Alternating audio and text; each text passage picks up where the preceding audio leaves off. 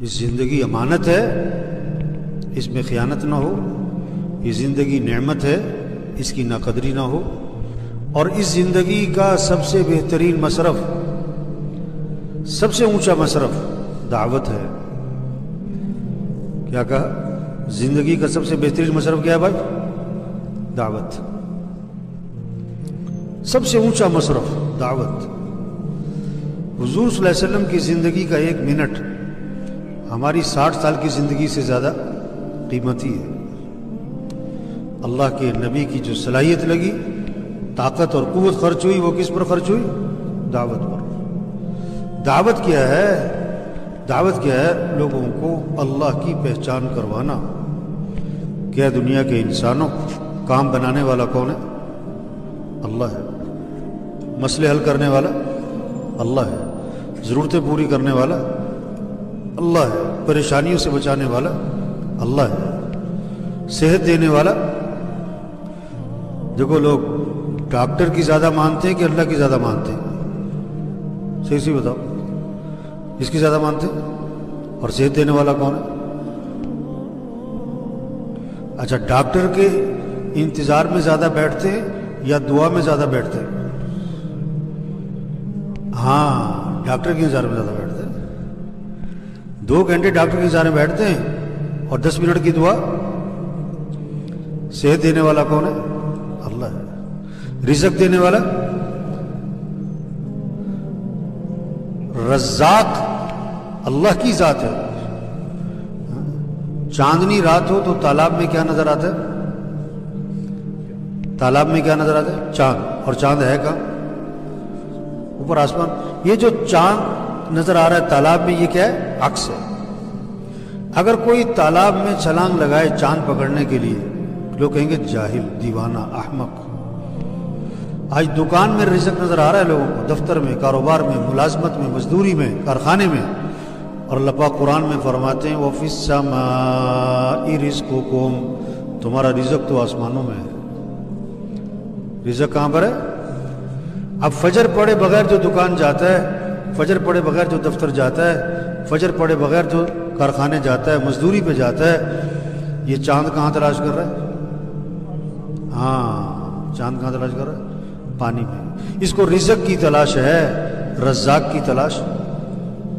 یہ رزاق کی نافرمانی کر رہا ہے اور رزق کی تلاش کر رہا ہے. کتنا بڑا جاہل ہے.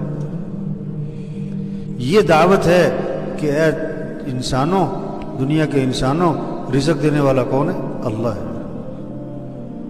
جس کے دل میں یہ بات اتر گئی کہ رزق اللہ کے ہاتھ میں ہے، وہ صبح کہاں جائے گا؟ پہلے مسجد، نماز پڑھے گا، دعا مانگے گا، اس کے بعد جائے گا دکان. اور جب زور کی اذان ہوگی تو کیا کرے گا؟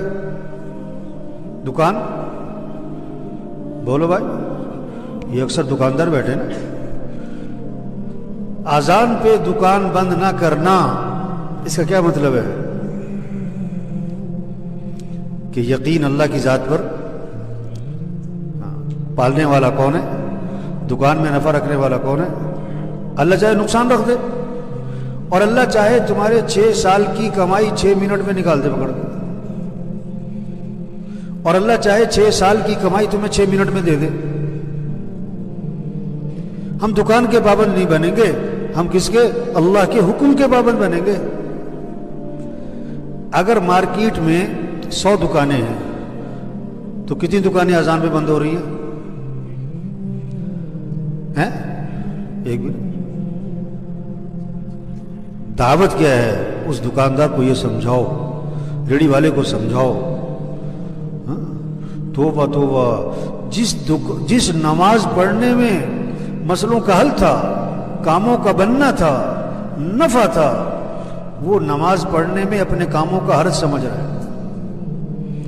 میں نماز پڑھنے جاؤں گا، میرے کام کا حرج ہو جائے گا. میں نماز پڑھنے جاؤں گا، میری دکان کا نفع کم ہو جائے گا. توبہ توبہ توبہ. دعوت یہ ہے، یہ بات سمجھاؤ کہ رزق دینے والا اللہ ہے، دکان میں نفع رکھنے والا اللہ ہے. پیسے سے کام نہیں بنتے. نماز چھوڑ کر جو تم نے پیسہ کمایا، یہ پیسہ تمہارے گھر میں خوشیاں نہیں لائے گا، پریشانیاں لائے گا. پیسہ آ جائے گا، خوشیاں نہیں آئیں گی۔ پیسہ اور چیز ہے، خوشیاں، دوائی اور چیز ہے، صحت، 10 لاکھ کا بیڈ اور چیز ہے، مزے کی نیند، بولو بھائی، بڑے بڑے گھر ہونا اور چیز ہے، گھر میں سکون ہونا، بیٹی کو جہیز میں لاکھوں روپے دینا اور چیز ہے، اور بیٹی کے گھر کا آباد ہو جانا۔ ہاں، یہ پیسہ جو آ رہا ہے نا، یہ پریشانیاں لائے گا۔ کیوں؟ اللہ کو ناراض کر کے کمائے گا۔ جب گرمی آتی ہے تو پنکھے کیا چلاتے ہیں لوگ، اور جب سردی آتی ہے تو جب دل میں اللہ کا یقین آتا ہے تو اذان پہ دکانیں، اذان پہ دکانیں، ہاں، اور جب یقین پیسے پر ہوتا ہے تو اذان ہو گئی، نماز ہو گئی، دکانیں، اس کا یقین بگڑا ہوا ہے۔ پیسے پر، پیسہ ہوگا تو کام بنے گی، پیسہ ہوگا تو کام بنے گی، پیسہ ہوگا تو کام۔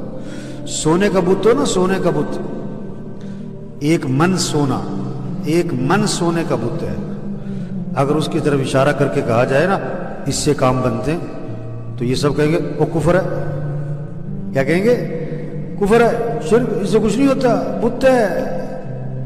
اس سونے کے بت کے ٹکڑے ٹکڑے ٹکڑے کر دو، پائیا پائیا کے، اور 1 پائیا کا ٹکڑا اسے پکڑا دو، وہ کہے گا میرے تو ساری زندگی کے کام بن گئے۔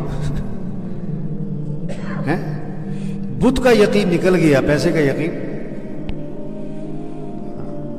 آج کا بت پیسہ ہے، آج کا بت کیا ہے؟ دعوت، زندگی کا